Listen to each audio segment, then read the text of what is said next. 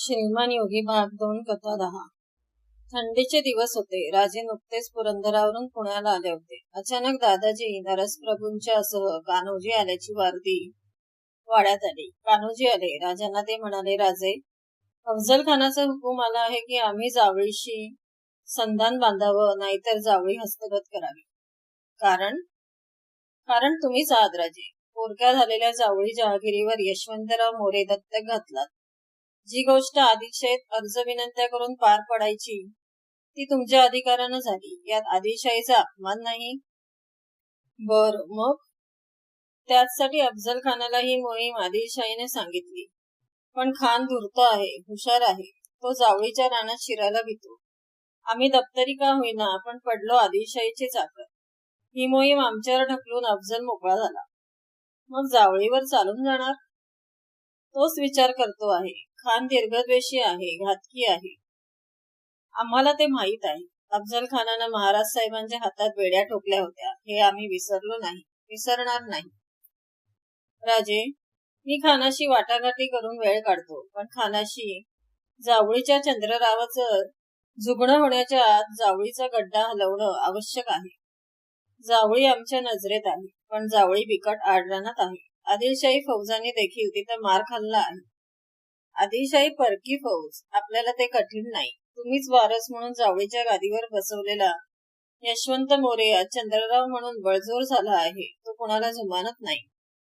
प्रथम सामोपचारानं घेऊ, जमलं नाही तर नाईलाज आहे. कान्होजी राजांचा निरोप घेऊन गेले आणि राजांचे रामोशी हेर जावळी खोऱ्यात फिरू लागले.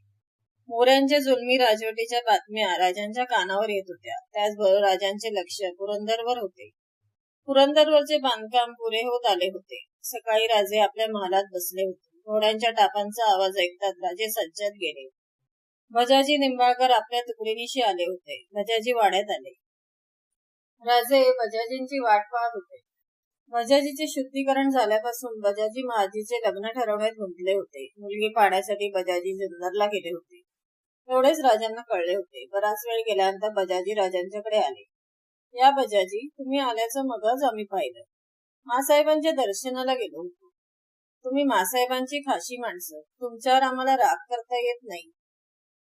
भजाजी त्या थट्टेनेही कळवळले. ते म्हणाले, असं समजू नये राजे, आम्हाला दोन्ही बाय एकच. तुमच्यामुळे माझा उद्धार झाला, पुन्हा माणसात आली. तुम्ही सोयरीक ठरवायला गेला होता ना? राजाने विषय बदलला. जी. मग महाजीचं लग्न ठरलं? जी नाही. का? मुलगी बरी नाही? तसं नाही महाराज, मुलगी पसंत होती, पण त्यांना सोयरीक मान्य झाली नाही. राजे गंभीर झाले. त्यांनी विचारलं, का? भजाजी खाली मान घालून उभे होते. विखळलेली आसवे गालांवरून वाहत होती. राजे गडबडीने उठले. भजाजीच्या खांद्यावर हात ठेवीत ते म्हणाले, भजाजी, हे काय? एक सोयरीक मोडली म्हणून मुलाच्या बापाच्या डोळ्यात अश्रू? पुसा ते डोळे भजाजी. असल्या 56 नवऱ्या महाजीला मिळतील. भजाजी अश्रू टिपत म्हणाले, नाही राजे, इतकं सोपं नाही ते. आपण मला धर्मात घेतलं, पण माझ्याशी सोयरीक बांधायला कोणी धजत नाही.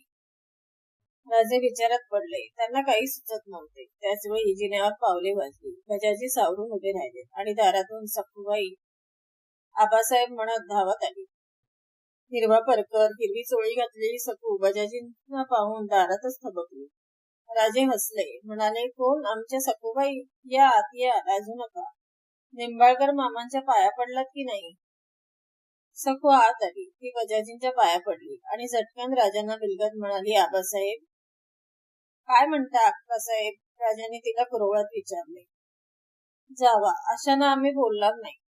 सखूची समजूत काढत राजे म्हणाले, तुम्ही बोलला नाही तर आमच्या बरोबर बोलणार कोण? काय हवं होतं अक्कासाहेबांना?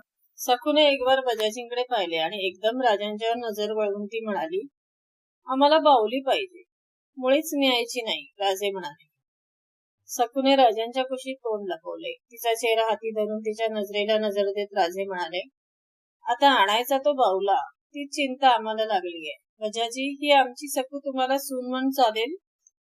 भजाजी थक्क झाले. त्यांचे डोळे विस्फारले गेले. ते उद्गारले, महाराज, आम्ही खरंच विचारतो, ही सून चालेल? भजाजींच्या सर्वांगाला कंप सुटला होता. त्यांना ओमाळून हुंदका फुटला. एकदम पुढे होऊन ते राजांचे पाय धरीत असता राजांनी त्यांना एकदम जवळ ओढले. मिठी मारत राजे म्हणाले, हे काय बजाजी, आता तर तुम्ही आमचे व्याही. सखूबाईने ते ऐकले मात्र एकदम लाजून ती तेथून पळाली. महाराजांच्या हास्यात बजाजी सामील झाले. अश्रू टिकून बजाजी म्हणाले, राजे तुमचं मन फार मोठं. थांबा बजाजी, तुम्ही खाली सदरेवर जा. खाली जाताच जर तुमच्या बहिणीला वर पाठवून द्या. बजाजी समजले. ते खाली गेले. थोड्याच वेळात सईबाईंनी महाली येताच विचारले, एवढ्या तातडीने बरं बोलावलं? तसं जरुरीचं काम होतं. आता कुठली मोहीम काढलीत? सईबाईंनी विचारले.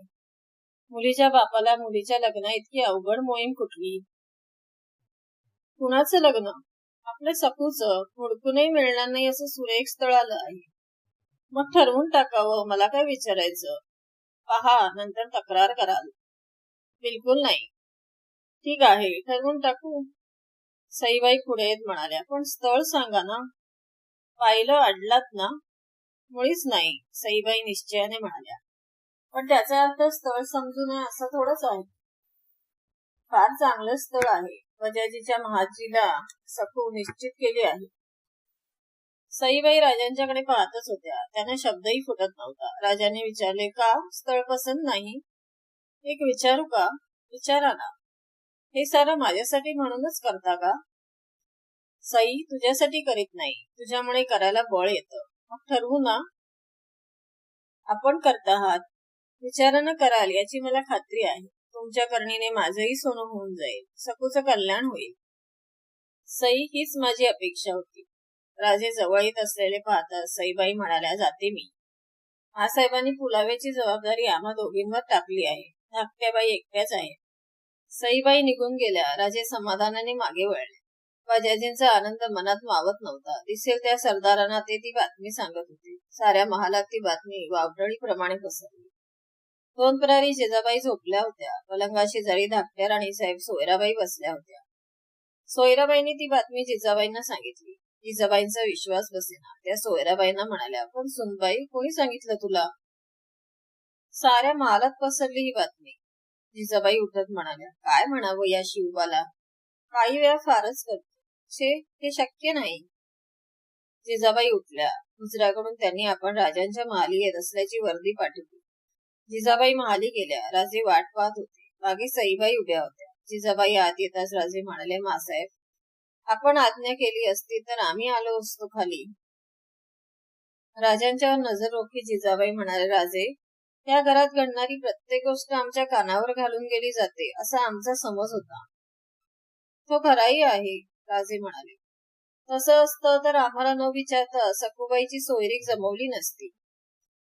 मासाहेब, आपल्याच आज्ञेने आपले बजाजी परत आपल्यात आले.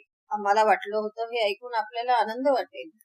जिजाबाईंना काही उत्तर सुचेना. त्या म्हणाल्या, महाजीचं लग्न ठरवायचं तर आपल्या पदरी अनेक मानकरी होते. कुठेही त्यांची सोयरीक जमवली असती. कुठेही जमू शकतं, तर आमच्या सखूशी का नाही जमू शकत, सांगा मासाहेब. राजाने विचारले. पण जरा विचार. कसला विचार? सईबाईंच्याकडे वळून जिजाबाईंनी विचारले, आणि हे तुला पसंत आहे? सईबाईंनी मान खाली घातली. जिजाबाई समजल्या. राजे जिजाबाईंच्याकडे पाहत होते.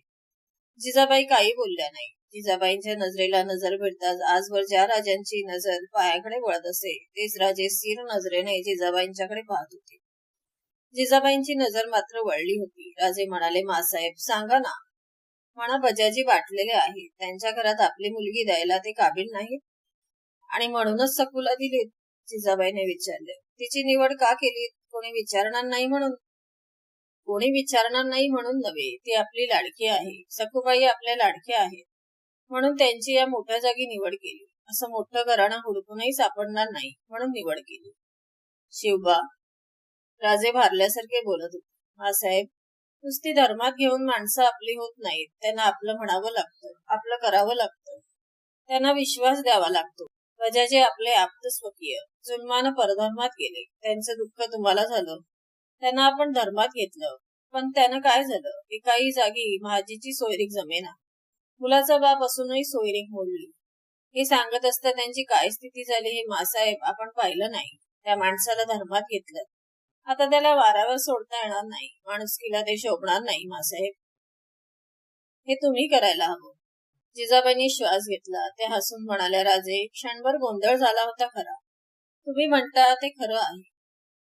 मासाहेब, आम्हाला ते माहीत होतं, राजे आनंदाने म्हणाले. राजाने पाडलेल्या नव्या वाटा राजरस्ता बनायला वेळ लागत नाही.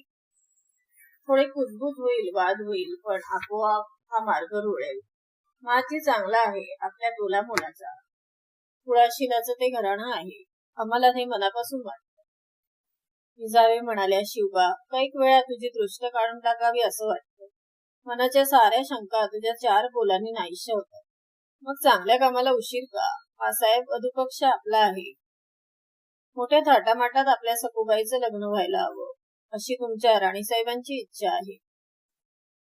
दुसऱ्या दिवसापासून सखूबाईच्या लग्नाची तयारी सुरू झाली. निमंत्रणे पाठवली गेली. राजांचे सारे सरदार मावळे पुण्यात गोळा झाले आणि सखूबाईंचा विवाह मोठ्या ऐश्वर्यात पार पडला.